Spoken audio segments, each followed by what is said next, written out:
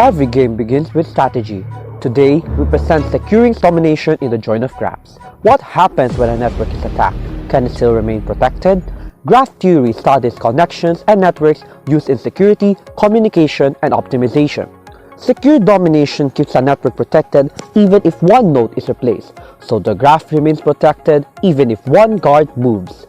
Also, ring domination strengthens networks through multiple backup connections. Now, our study combines this concept into a new graph parameter, secure rings domination.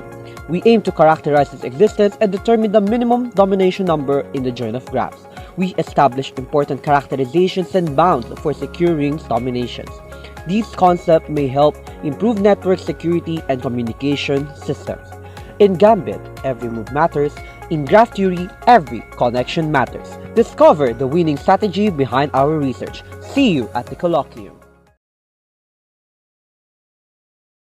Imagine organizing an event where connected groups cannot have the same color. Otherwise, everything becomes chaotic. In mathematics, this is explored in graph coloring. Now, in our research, we introduce the idea of color energy, where instead of only asking how are things connected, we also ask what happens to the system when we add coloring restrictions. We explore this idea on special graphs called tree-level star-like, symmetric double star, and even broom graphs. What makes this exciting is that we found connections between a graph's color energy, its chromatic index, and its spectral properties, which tells us the minimum way to organize connections without conflicts. In simple terms, this research shows us that networks have a hidden mathematical energy that can help us understand how to organize complex systems more efficiently, from scheduling and communication networks to real-world connection problems.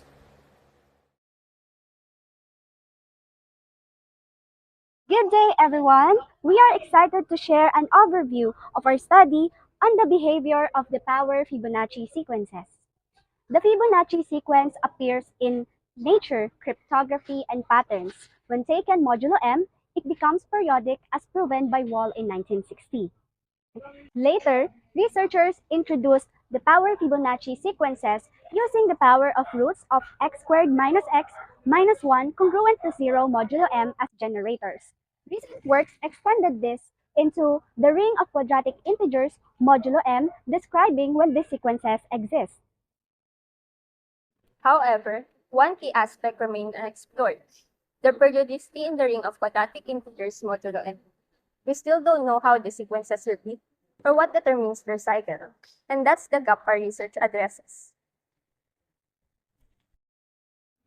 We investigate when power Fibonacci sequence in the ring of quadratic integer modulo P raised to k are periodic and how to compute their periods, supported by algebraic analysis and computational resort. From this, we propose new conjectures that gives clear conditions and formulas for their periodic behavior. Overall, our study expands Fibonacci theory into a broader ring and uncovers new periodic patterns with potential applications in number theory and cryptography.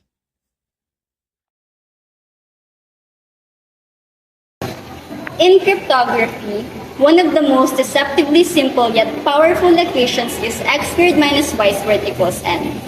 It looks like basic algebra, but it plays a crucial role in integer factorization, the foundation of systems like RSA.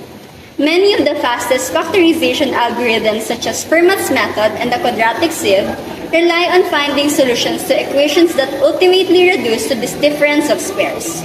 Each solution corresponds to a potential path toward factoring an integer n.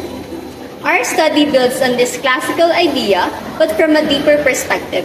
We focus on determining the number of solutions to these types of equations.